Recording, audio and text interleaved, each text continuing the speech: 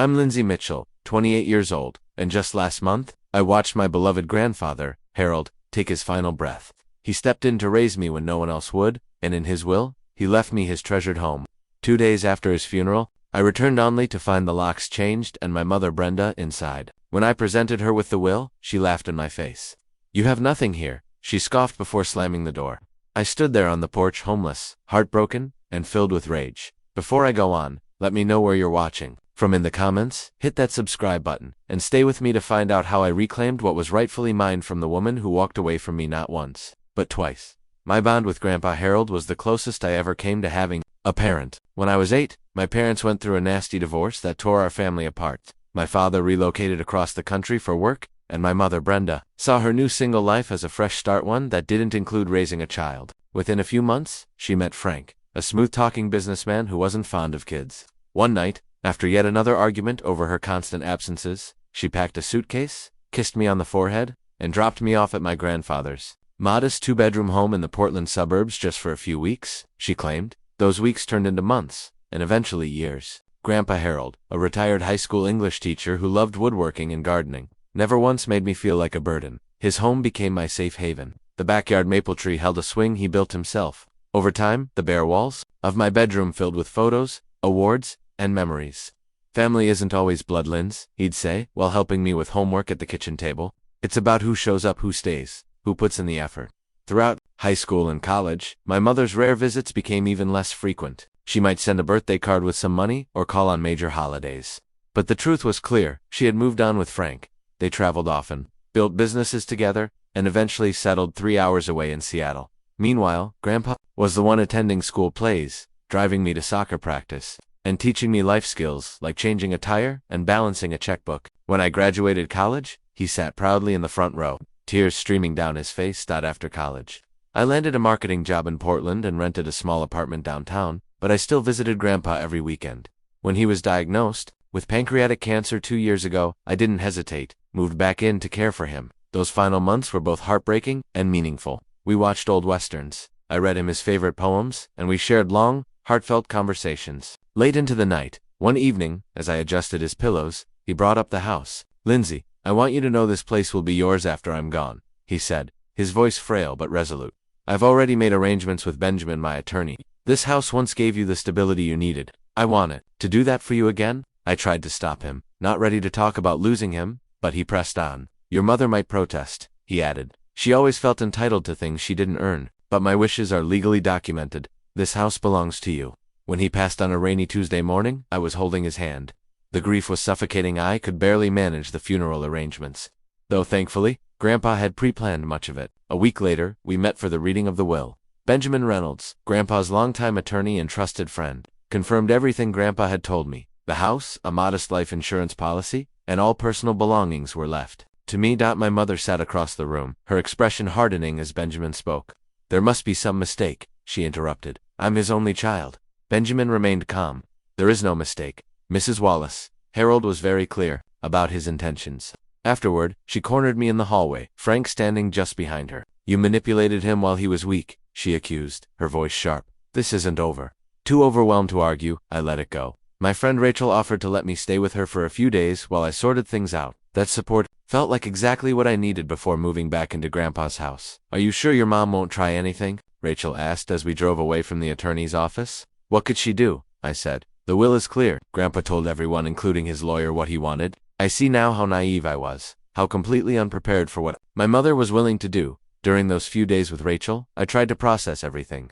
I began making plans for the house, thinking about potential renovations, how to care for Grandpa's garden, whether to leave his workshop untouched. These small plans gave me a sense of purpose, something to move toward in my grief. But while I was still mourning, across town, my mother was already setting her own plan into motion. That Friday morning, I drove to what was legally my house, carrying coffee and bagels, ready to begin sorting through the refrigerator and some of Grandpa's old clothes. But as soon as I pulled into the driveway, something felt wrong. The living room curtains had been swapped. Grandpa's faded blue ones were gone, replaced by crisp cream-colored panels I didn't recognize. Uneasy, I walked up the familiar path and slid my key into the lock, but it wouldn't turn. I tried again. Still nothing. That's when I noticed a new deadbolt installed above the original one. I knocked gently at first, then more urgently, panic rising in my chest. Finally, The door opened, and there she was. My mother, dressed like she was heading to a board meeting. "Lindsay," she said coldly, "what are you doing here?" "What am I doing here?" I asked, stunned. "This is my house. Grandpa left it to me." "What are you doing here?" "Here, and why are the locks changed?" I asked. My mother gave me a thin smile and stepped aside, revealing the inside of the house. The living room had been partially cleared. Out Grandpa's favorite recliner was missing. Boxers were stacked against one wall. "Your grandfather and I had an understanding," she said smoothly. "This home has been in our family for generations. He always intended it to stay with his daughter." Frank appeared behind her, placing a firm hand on her shoulder. "We've already consulted our lawyer," he added. Harold wasn't thinking clearly when he made that will, not with all the medication he was on. I stood there stunned, struggling to find words. "That's not true," I finally said. "He was fully aware of everything. He told me over and over again the house was meant for me. It's all in the will." I reached into my purse, pulled out the copy Benjamin had given me, and held it out to them. My mother barely glanced at the document. "Papers can be altered," she said with a dismissive wave. "What matters is what he said to me directly. I'm his daughter? You're just his grandchild. I took care of him for 2 years while he was dying," I said, my voice breaking. "Where were you?" "Off in Europe, on another cruise." "You rarely even called him." Frank stepped forward, blocking the doorway with his large frame. "You need to leave now, Lindsay. This is a family issue, and it will be handled through the proper legal channels." "I am family," I shouted, tears burning my eyes. "And this house is mine legally. You have no place here," my mother said coldly, stepping forward to close the door. "Our lawyers will be in touch." The door shut firmly in my face. I stood there in disbelief, still holding the bag of now cold bagels. Through the window, I could see them continuing to pack Grandpa's belongings as if I didn't exist. I stumbled back to my car and immediately called Benjamin Reynolds. His assistant explained he was in court but promised he'd return my call as soon as possible. Next, I called Rachel. I could barely get the words out through my sobs. "They've taken the house," I cried. "They changed the locks. They're boxing up all his things." Rachel offered to come get me right away, but I needed answers first. I drove to the local police station, still hoping someone could help me. The officer I spoke with was kind, but his answer was not what I wanted to hear. "This is considered a civil dispute, not a criminal one," he explained. "But I have the will," I said desperately. "It clearly states I own the house." I understand," he said gently, "but you'll need to take this to court. If they're occupying the property without legal right, the court has to handle the eviction." By the time Benjamin returned my call, I was sitting in a coffee shop parking lot, feeling lost and betrayed. He was furious when I explained what had happened. "This is completely unacceptable," he said firmly. "The will is absolutely clear, and I can confirm Harold was mentally competent when he made it. Your mother has no legal claim, so what do I do now?" I asked, overwhelmed. "We'll need to file for an emergency eviction," he said. "But I want to be honest with you, these cases can take time. The court system is backlogged, and it sounds like your mother is prepared to fight dirty." The weight of it all sank in. I hadn't just lost my grandfather. I was now locked in a legal battle with my own mother over the only home I'd ever truly known. "How much is this going to cost?" I asked, suddenly aware of the financial burden. There was a short pause. "It won't be cheap," Benjamin admitted, "but Harold was my friend for 40 years. I'll work with you on a payment plan." That night I stayed at Rachel's apartment again, not out of comfort, but necessity. I lay on the pull-out couch, scrolling through photos of Grandpa and me in the garden, standing next to the bookshelves we built, celebrating my college graduation on the front steps. Each image was a painful reminder of what had been taken from me. "I can't believe she'd go this far," Rachel said, handing me a cup of tea. "I always thought," I whispered, "that deep down, she still cared Evan, if just a little. But now I see she only ever cared about herself. She abandoned me as a child, and now she's doing it again." I drifted into a restless sleep, torn between sorrow and growing anger. The same woman who walked away when I needed her most was now trying to erase my grandfather's final wish. The fight ahead felt daunting, but I knew one thing with absolute certainty. I wouldn't let her win. The next morning, on my way to work, I took a detour past the house. I couldn't help myself. What I saw made my heart sink. My mother and Frank were loading Grandpa's antique desk, the one where he graded papers and wrote letters, into a moving truck. They were clearing out the house's most valuable items. Without thinking, I pulled into the driveway, blocking the truck. I got out, shaking with anger. "What are you doing?" I demanded. "Those things don't belong to you." My mother barely looked up from her clipboard. "Lindsay, we've been through this. Go to work. This doesn't concern you." "That desk belonged to Grandpa's father," I said, my voice rising. "He told me he wanted me to have it. It's in the will." Frank moved toward me, towering and stern. "Move your car now." I pulled out my phone. "I'm calling the police. This is theft." My mother's face shifted from cool to furious. "Go ahead," she said, pulling out her own phone. Before I could react, she was already speaking into it. "Yes. Hello. There's a woman trespassing and threatening us. We need officers at this address right away." She hung up and looked at me with a cold smile. They're on their way. I stood there frozen, completely stunned. I couldn't fully comprehend it. My own mother was calling the police on me at the very house that, according to the law, now belonged to me. 20 minutes later, I stood in the driveway explaining the situation to 2 officers, trying to hold back tears of frustration. I showed them the will on my phone, hoping it would clarify everything, but just as the officer at the station had told me. They reiterated it was a civil issue. "Ma'am, we understand this is upsetting," one officer said kindly, "but we can't determine property ownership here on site. If there's a dispute regarding the will, that has to be addressed through the courts. But they're taking things that belong to me," I protested, my voice cracking. "Without a court order outlining who owns what," the other officer added, "we can't stop them from removing property." The humiliation of standing on my own grandfather's driveway, being treated like an outsider while my mother watched with smug satisfaction, was more than I could bear. I had no choice but to move my car and drive away, watching in my rearview mirror as they continued to load his treasured possessions into the moving truck at work. I was completely distracted. During lunch, I called Benjamin again to update him. "They're clearing out the house," I told him, my voice trembling. "By the time we get to court, there'll be nothing left." "This definitely complicates things," he admitted, "but it also helps our case. Their actions show bad faith." He then informed me that he'd already prepared the emergency eviction documents, but he had also found out something else. My mother had hired Victor Sullivan as her attorney. My stomach dropped. Victor Sullivan was well known in Portland legal circles, a ruthless attorney who specialized in property disputes and had a reputation for aggressive, borderline unethical tactics.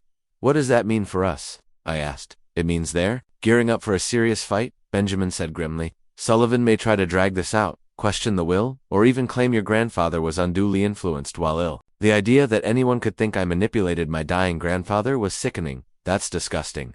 I was taking care of him." "I know, Lindsay," Benjamin said, "and we'll make sure the court knows too. But I want you to be prepared. This could get messy and expensive."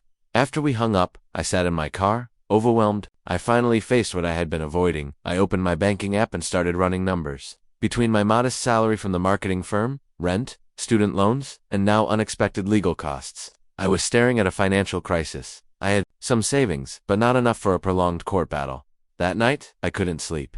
Around 2 a.m., I opened my laptop and created a spreadsheet, trying to figure out where I could cut back. I even considered selling my car or taking a second job. The injustice of it all hit me in waves. Not only had I lost my grandfather in my home, but I was also facing debt to fight for something that was already rightfully mine. The next day, Rachel connected me with her cousin, who worked in real estate law. She couldn't take my case, but agreed to meet for coffee and offered some advice. "Document everything," she told me.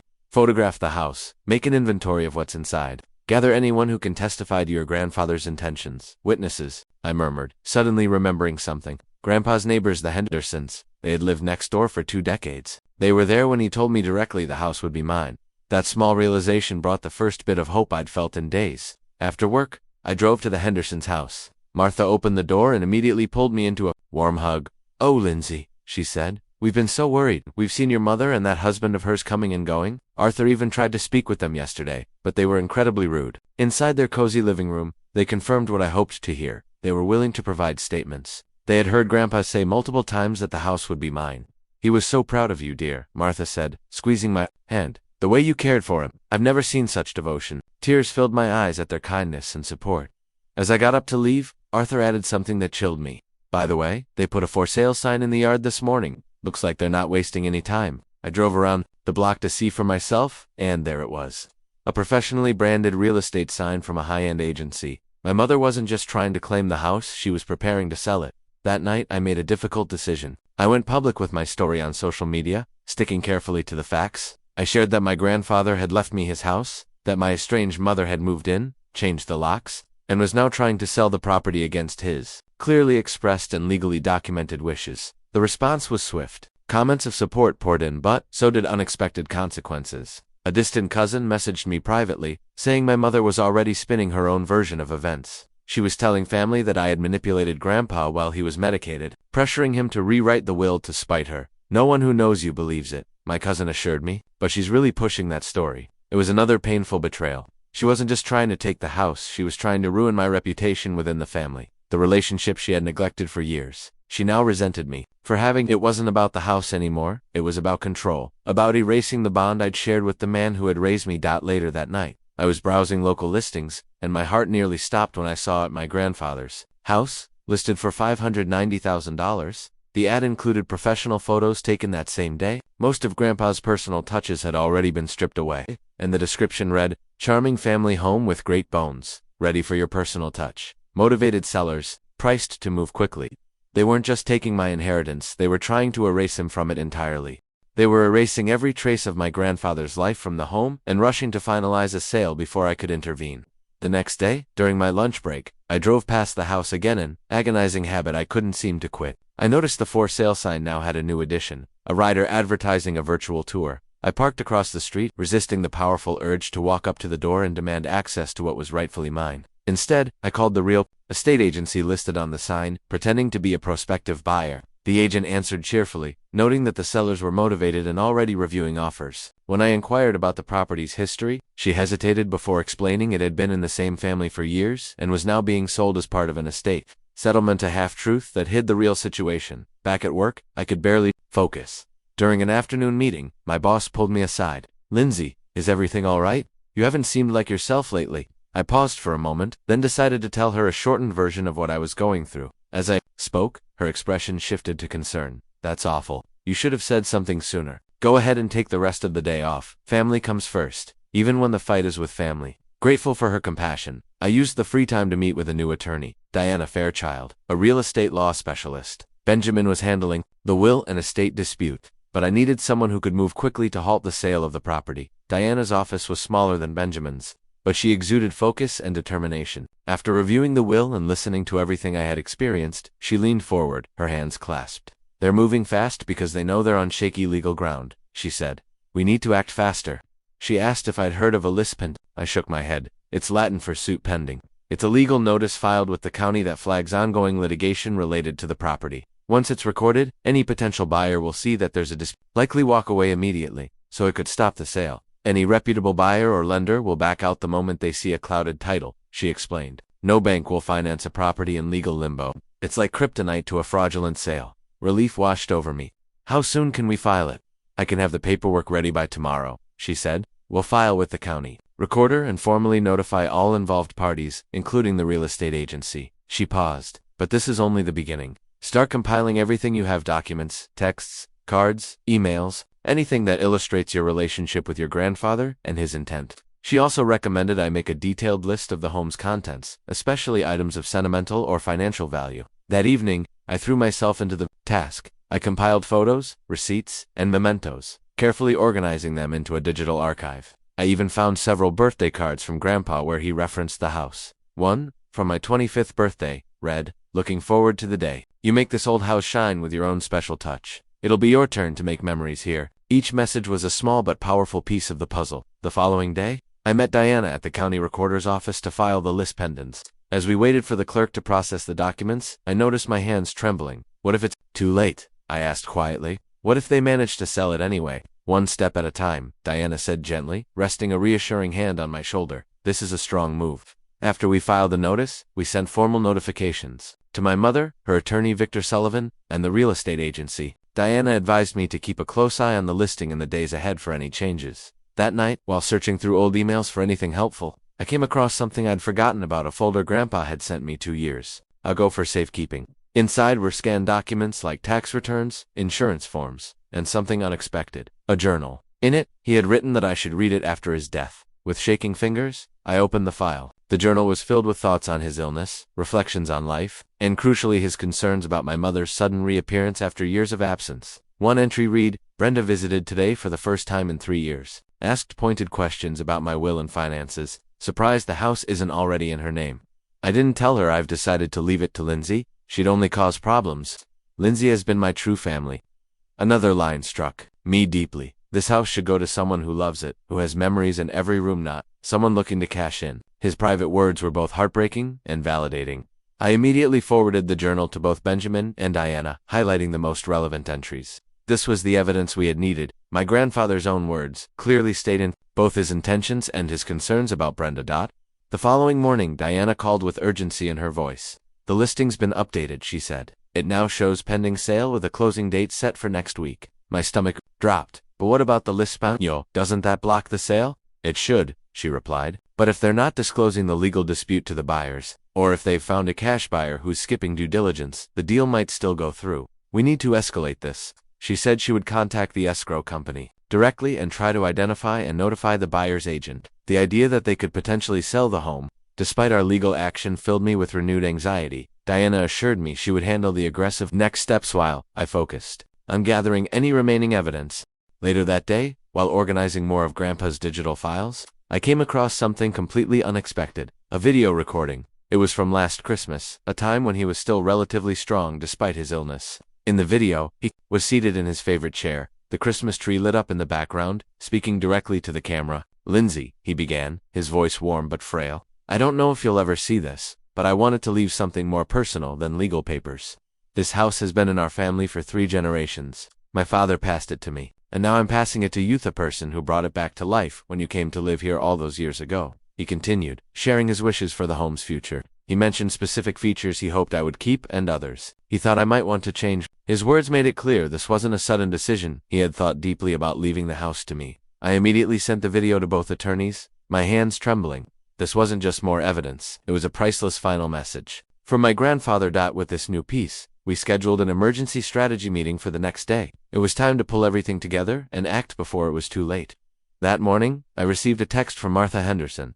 "There are people measuring the front yard. They look like buyers." I forwarded the message to Diana, who called me at once. "They're moving too fast," she said, clearly alarmed. "The list pendants should have stopped any sale. Either they're ignoring it or there's something else at play. I'm filing for an emergency injunction today." During our strategy call, Benjamin joined in with news of his own. "I've discovered something troubling," he said. "It looks like the buyers are connected to Frank's investment group. I believe they're helping push the sale quickly so they can flip the property or split the profits later." Diana agreed. "They're using straw buyers. It's unethical, possibly fraudulent, but hard to prove without more information." We decided on a multi-part plan. Benjamin would file the emergency injunction. Diana would contact the escrow company directly, and I would gather any final witness statements from neighbors like the Hendersons. As I was preparing to leave work early, my phone buzzed repeatedly with angry texts from my mother. "What do you think you're doing with these legal games? You're only hurting yourself. This is going to cost you more than you can afford. The house is being sold. Nothing you do will stop it." Her final message chilled me. "You've made an enemy of the wrong person. I'm your mother, I know all your weaknesses." I showed the texts to Diana, who advised me to save them but not reply. "This actually helps our case," she said. "She's admitting knowledge of the dispute and making threats. Judges take that seriously." The next morning, Diana called with an update. "The escrow company has been informed of the list pendants and the ongoing legal dispute. They've paused the transaction until there's clarity." It was a small but meaningful victory. The emergency injunction hearing was set for the following Monday, but the weekend loomed, and I worried about how my mother would react once she learned the sale had been delayed. Saturday morning, I drove to the house with Benjamin. We had decided it was time to formally serve my mother with the court documents. A sheriff's deputy accompanied us at Benjamin's request to ensure everything was handled appropriately. When we arrived, another moving truck sat in the driveway. They were still clearing out the house. Ignoring the legal warnings, the deputy knocked firmly. Frank opened the door, his face hardening the moment he saw me. "Mr. and Mrs. Wallace," the deputy said formally, "I'm here to serve you with legal documents." Frank tried to push back, but the deputy calmly explained that refusing wouldn't change anything. He reluctantly took the paperwork. My mother appeared moments later, her face flushed with anger. "You're making a scene in front of the neighbors," she hissed. "You left me no choice," I replied, standing my ground. "You're trying to erase Grandpa's wishes and steal my home. This house should have been mine decades ago," she snapped. "My father promised it to me long before you were born." "Then why did he legally leave it to me?" I asked. "Why did he write in his journal that you only reappeared after his diagnosis?" Her expression flickered. "What journal?" "He kept everything," I said. "Records, letters, his thoughts, including what he said about your sudden interest in his finances. We have it all, and the court will see it." Frank stepped forward, attempting to intimidate. "Your grandfather was confused. He was manipulated. We have witnesses." Benjamin stepped in calmly. "And the court will be very interested in comparing those witnesses to the longtime neighbors who saw Lindsay care for her grandfather every day for 2 years. My mother's composure began to crumble. "You have no idea what I've been through. This house was supposed to be my safety net. My inheritance? When you abandoned me," I said quietly. "You can't disappear for 20 years and suddenly claim it when it's convenient." As we spoke, a car pulled into the driveway. A couple I didn't recognize stepped out, accompanied by the real estate agent. Clearly, another showing was scheduled. They'd walked into the middle of a confrontation. The agent's face paled as she tried to guide the couple back toward their car. "Perhaps we should reschedule." "No need," Benjamin called out. These buyers deserve to know exactly what they're stepping into. He walked toward them, professionally but firmly, and Benjamin introduced himself as my attorney, and stated, I am professionally obligated to inform you that this property is currently involved in active litigation. The sellers do not have clear title to transfer, and any sale would be immediately contested in court. The couple exchanged worried looks while the agent tried to speak, but Benjamin gave them his card and a copy of the lease pendants filing. He advised, I suggest you conduct thorough due diligence. The rightful owner is here, and she will not recognize any fraudulent sale. My mother stepped forward, urging, don't listen to them. They're just trying to delay what's inevitable. We have our own lawyer. However, the couple was already retreating to their car, the man shaking his head at the agent. It was clear this was not the simple transaction they had expected. As they drove away, my mother turned to me with anger. You've ruined everything. Do you even realize what you've done? For the first time, I noticed panic in her eyes, a genuine fear beneath the fury. Mom, I said, understanding the urgency now, why the rush to sell? Frank tried to pull her away, but she resisted, unleashing 20 years of resentment. Frank's business is underwater, she revealed, despite his efforts to silence her. We needed the money from this sale to cover debts. We were about to lose everything. I asked incredulously. So, you decided to steal my inheritance instead? She shouted back. It should have been mine all along. Father chose you over me, his own daughter. The pain in her voice caught me off guard. Beneath the cruelty was a wounded woman who never felt she met her father's expectations, who had abandoned family responsibilities and was now desperate. I replied gently, that doesn't make what you're doing right. Grandpa made his choice based on the relationships he valued. You chose not to be part of his or my life. Our confrontation was interrupted by Benjamin's phone ringing. After a brief call, he turned to me with a smile. That was the buyer's agent.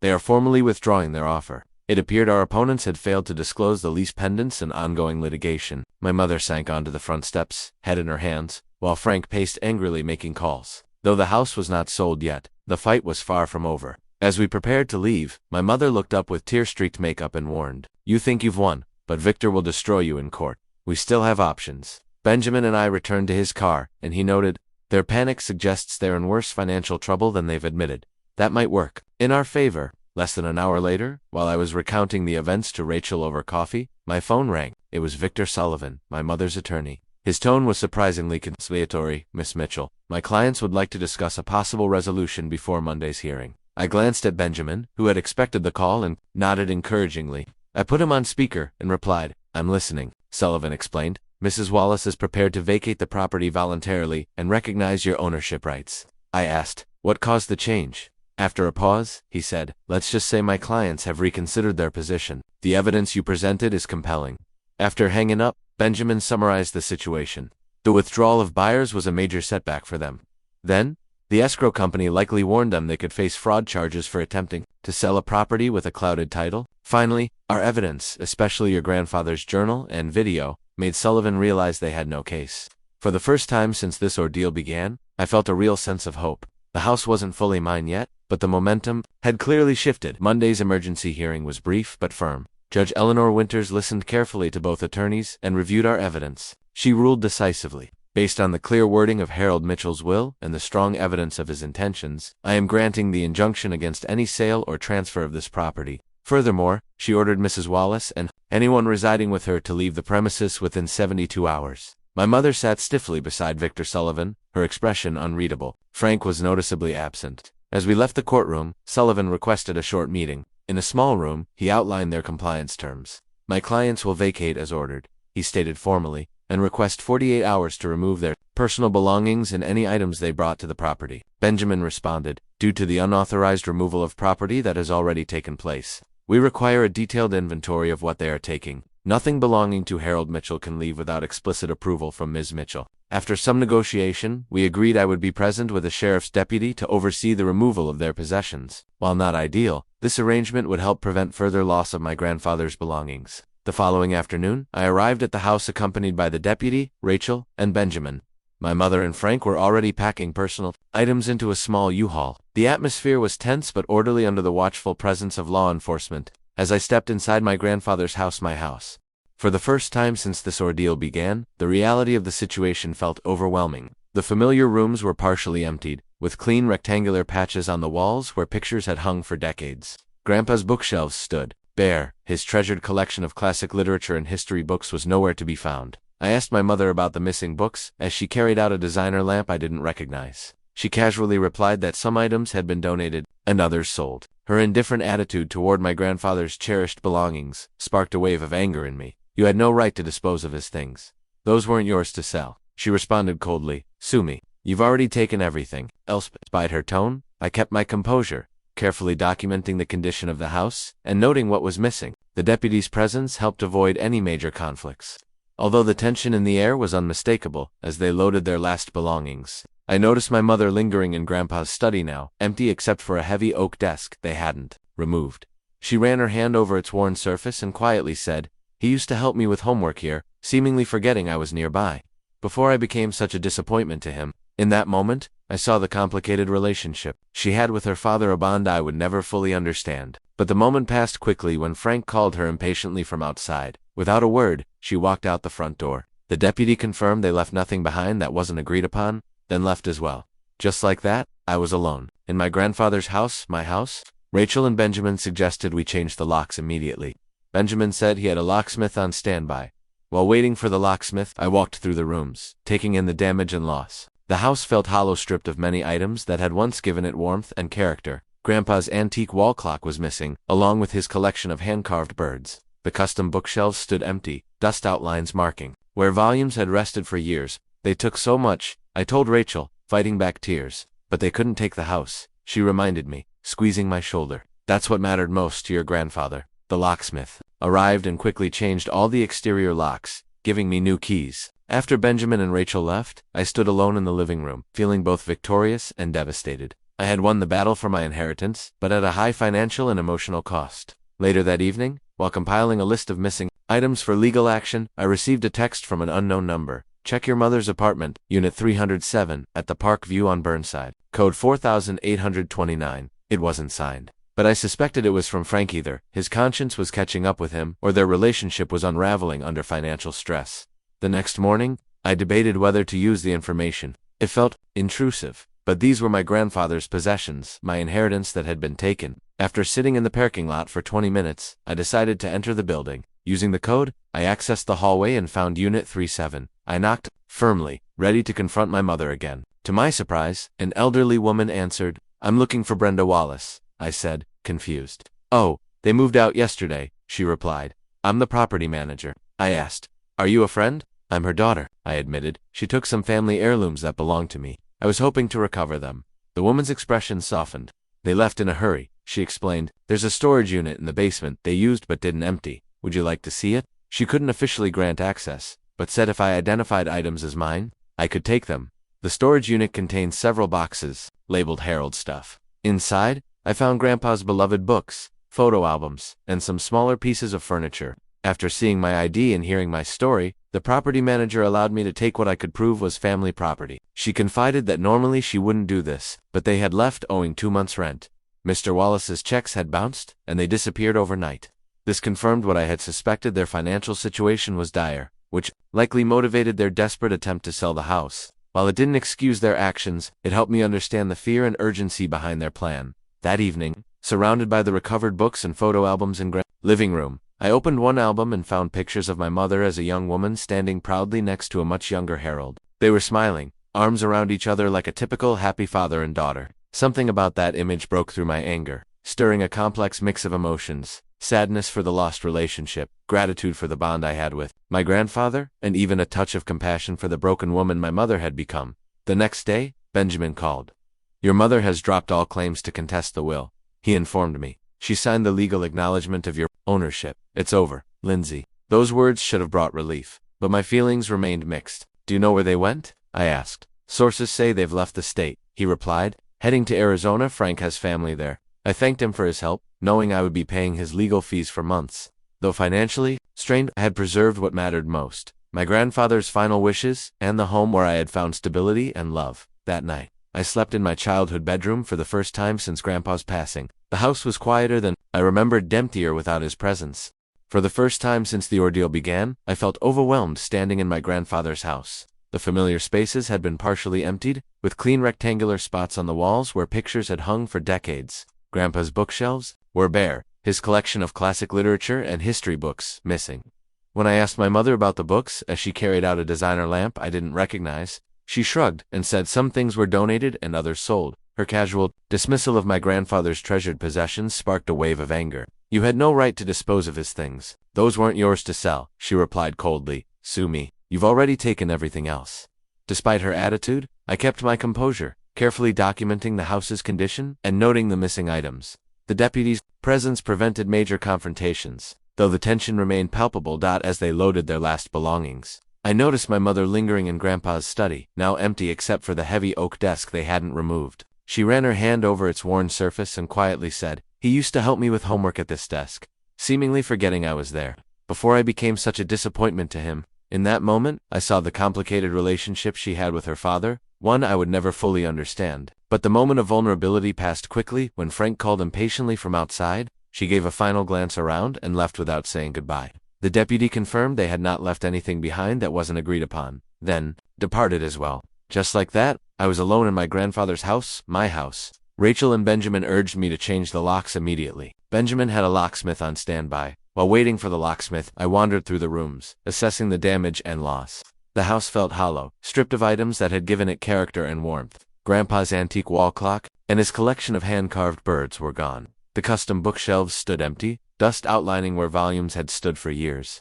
They took so much, I said to Rachel, fighting back tears. But they couldn't take the house, she reminded me, squeezing my shoulder. That's what mattered most to your grandfather. The locksmith quickly changed all the exterior locks and gave me new keys. After Benjamin and Rachel left, I stood alone in the living room, both victorious and devastated. I had won the battle for my inheritance, but at a high financial and emotional cost. That evening, as I listed missing items for legal action, I received a text from an unknown number. Check your mother's apartment. Unit 307 at the Parkview on Burnside. Code 4829. It wasn't signed, but I suspected it was from Frank Ether. His conscience was catching up with him, or their relationship was fracturing under financial pressure. The next morning, I debated whether to use the information. It felt invasive, but these were my grandfather's possessions, my inheritance that had been taken. After sitting in the parking lot for 20 minutes, I decided to enter the building. Using the code, I accessed the hallway and found Unit 37. I knocked firmly, prepared to face my mother again. To my surprise, an elderly woman answered. "I'm looking for Brenda Wallace," I said, confused.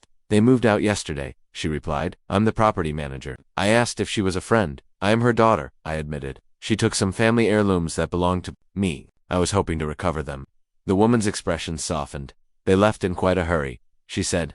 "There's a storage unit in the basement they used, but didn't empty completely. Would you like to take a look?" Though she couldn't officially give me access, if I identified something as mine, I could take it. Inside the storage unit were several boxes labeled Harold stuff. I found Grandpa's beloved books, photo albums, and some smaller furniture pieces. After seeing my ID and hearing my story, the property manager allowed me to take what I could prove was family property.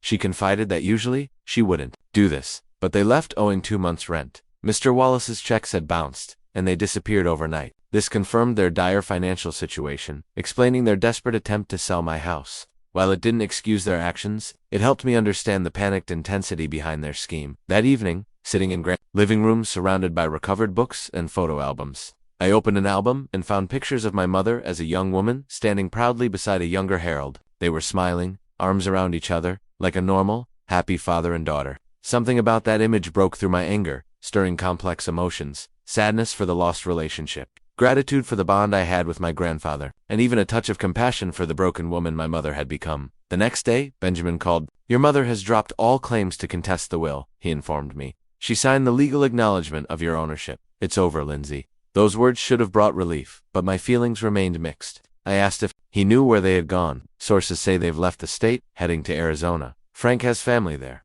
I thanked him for his help, knowing I would be paying his legal fees for months to come. Though financially strained, I had preserved what mattered most: my grandfather's final wishes and the home where I had found stability and love. That night, I slept in my childhood bedroom for the first time since Grandpa's passing. The house was quieter than I remembered, emptier without his presence, but it was mine now, a place to build my future while honoring his memory. 6 months have passed since I reclaimed my grandfather's house. Spring has arrived, bringing new life to his garden, where I've planted tomatoes and herbs just as he taught me. The house is slowly transforming, walls freshly painted, some rooms rearranged to suit my needs, yet with careful preservation of the elements that made it Grandpa's home. The financial aftermath of the legal battle was significant. I took a second job on weekends to cover attorney fees. Benjamin was patient and arranged a manageable payment plan. The emotional cost was harder to measure. Trust doesn't rebuild as easily as bank accounts. In the months after the confrontation, I sought support through a group for adult children estranged from their parents. Hearing others' stories helped me realize that, while painful, my experience was not unique. Many had faced similar betrayals and found ways to heal. Grief isn't just about death, my therapist explained during one session. You're grieving multiple losses: your grandfather, the relationship you hoped for with your mother, even the loss of a certain family narrative.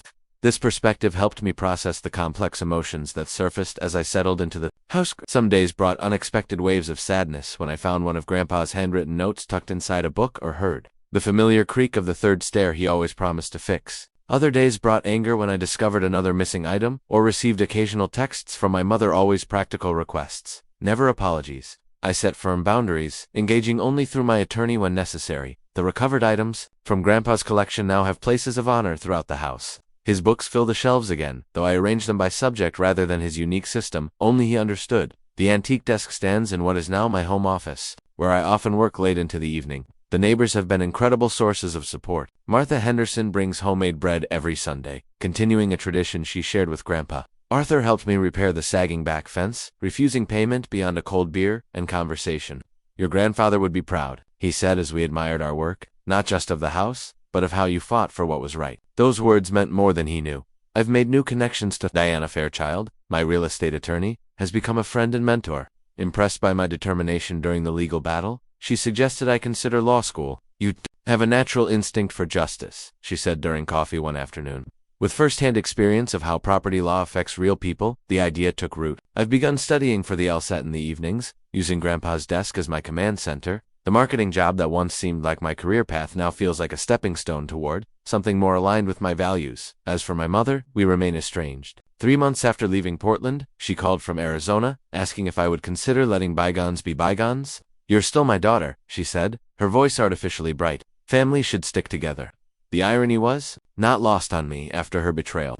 Family is who shows up, I replied, echoing Grandpa's wisdom. Who stays, who puts in the work. The silence on the other end told me she understood those words. I'm not closing the door forever, I added, surprising myself with the offer. But I need genuine accountability, not just convenient forgiveness when you need something. She hasn't called since, but I've made peace with that possibility.